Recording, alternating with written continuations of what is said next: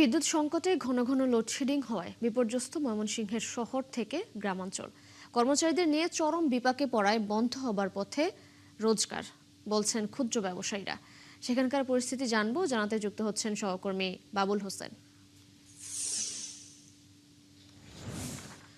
Babul, load shedding এর বিষয়ে বিদ্যুৎ অফিস সংশ্লিষ্ট যারা আছেন তারা কি বলছেন এবং এতে আসলে ক্ষুদ্র ব্যবসায়ীদের কাজ এবং জীবনে কি ধরনের সমস্যা তৈরি হয়েছে জানাবেন।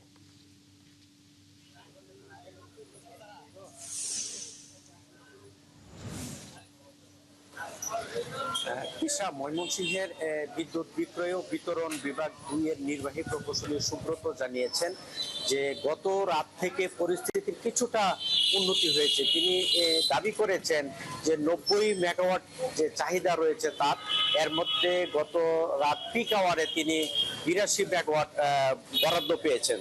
এই হিসেবে এবং এই দাবি অনুযায়ী আমরা বলতে পারি বা তিনি নিজেও দাবি করেছেন যে পরিস্থিতির খানিকটা উন্নতি হচ্ছে এবং আগামীতে আরো উন্নতি হবে। তবে বাস্তবতা হচ্ছে যে প্রতিদিনই কিন্তু এই লোডশেডিং এর যে পরিস্থিতি সেটি কিন্তু এখনো আমরা অব্যাহত দেখছি এবং সবচেয়ে বেশি যেটি হচ্ছে যে সঞ্চালন লাইন, অর্থাৎ বরাদ্দ পাওয়ার পরেও সঞ্চালন লাইন যে সরবরাহের যে ত্রুটি, সেই ত্রুটির কারণে আসলে মানুষের ভোগান্তি এখনো কমছে না। অর্থাৎ যখন লোডশেডিং তো আছেই, যখন আবার লোডশেডিং যখন মুক্ত হয়, যখন পাওয়ার আসে, তখন হয়তো ওভারলোডের কারণে বৈদ্যুতিক ট্রান্সফরমার যেটি রয়েছে সেটি বিকল হয় এবং সেটি সারতে যে 1 থেকে 1.5 ঘন্টা লাগে, ততক্ষণ পর যখন আবার বিদ্যুৎ আসে তখন আবার সেই লোডশেডিং এর কবলে পড়ে কিন্তু আসলে ওই এলাকার মানুষ ঘন্টার পর ঘন্টায় আসলে ভোগান্তির কবলে পড়েন। তো সবচেয়ে যেটি প্রতিবেদনে যেটি দেখছেন যে আসলে শ্রমজীবী এবং যারা কম আয়ের যারা মানুষ এবং যারা ক্ষুদ্র ব্যবসায়ী রয়েছে তাদের আসলে সমস্যা সবচেয়ে বেশি। আমরা অনেক লোনরি ব্যবসায়ীর সঙ্গে, দোকানির সঙ্গে কথা বলেছি, তারা বলছেন যে এই লোডশেডিং এর কারণে তারা অপেক্ষায় থাকেন, কিন্তু আসলে তাদের কোনো কাজ থাকে না, তাদের ঘর ভাড়া আছে, তাদের কর্মচারীদের বেতন আছে, তাদের এক ধরনের সমস্যা হচ্ছে। আবার যারা মোটর গ্যারেজ যারা রয়েছে তারাও কিন্তু আসলে অলস বসে থাকেন, তাদেরও ঘর ভাড়া সহ অন্যান্য ব্যয় আসলে যে মিটাতে পারছে না, তাদের আয় রোজগার কমে গেছে। এই আয় রোজগার কমের কথা বলেছেন যারা এই অটো রিক্সা চালক তারাও কিন্তু বলছেন যে আয় রোজগার কমে গেছে, কারণ তারা যে চাহিদার যে ব্যাটারি যে চার্জ করার যে সময় আসলে সেটি পাচ্ছেন না। এতে করে আসলে তাদের যতক্ষণ আসলে রিক্সা চালাতে হয় তারা সেই সময়টাতে তারা রিক্সা আসলে চালাতে পারছেন না।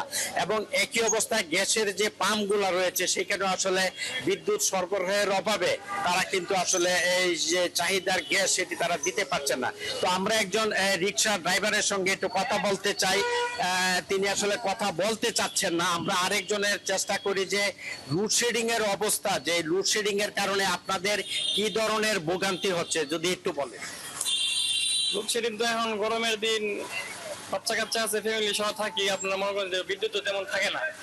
আমরা সরকারের কাছে বলতে চাই যে তিনি এই বিষয়টা নিয়ে একটু বিবেচনা করে। ধন্যবাদ তিশা। আপনি শুনছিলেন যে আসলে যারা একজন অটো চালক তিনি বলছিলেন যে সরকার যেন অবিলম্বে এই সংকটের সমাধান করে। আমরা আরো একজন রিক্সা চালকের সঙ্গে কথা বলতে চাই যারা আসলে বিদ্যুৎ নিয়ে ব্যাটারি চার্জ করেন। তো এই বিদ্যুতের যে লোডশেডিং, এতে করে আপনাদের কি ধরনের সমস্যা হচ্ছে? আমরা ঠিক করে গাড়ি চালাতে পারি না, আমাদের অনেক সমস্যা। 4-5 দিন খাওয়া আগে তোমার কাছে দিন চলে না, এই সমস্যা আর কি। আমরা 4-5 বার করে রাতের মধ্যে কারেন্ট জায়গা, দিনেও ঠিক মতো কারেন্ট থাকে না, আমার এই সমস্যা।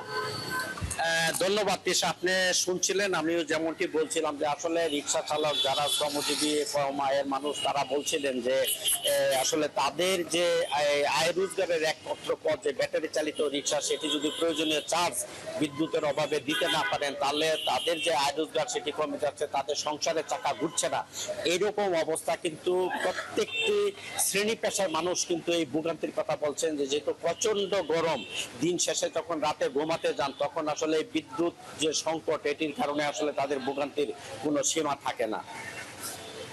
বাবুল হোসেন, ধন্যবাদ আপনাকে যুক্ত হওয়ার জন্য।